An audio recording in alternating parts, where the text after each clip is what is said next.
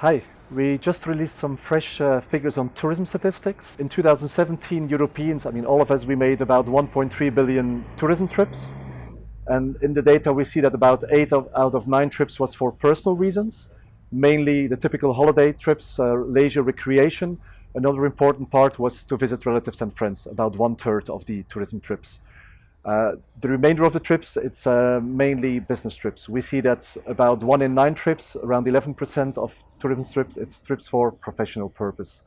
When we look at the longer term evolution, while the personal trips were relatively stable, also in the times of the crisis with a slight increase, with the business trips we see important fluctuations, going significantly down after the crisis, probably because of budget constraints of companies, or because of moving towards using new technologies to meet, like video conferences and so on.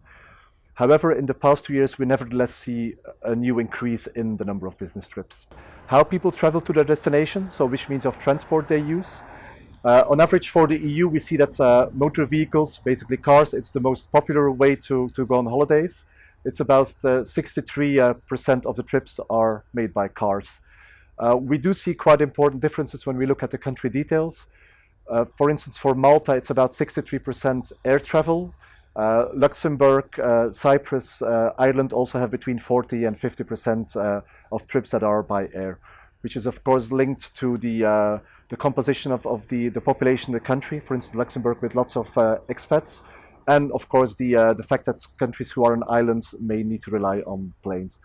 When we look at train, which is on average about 10% of trips in the EU, we see that it's more important, about 1 in 7 trips in countries like Germany, the UK and France.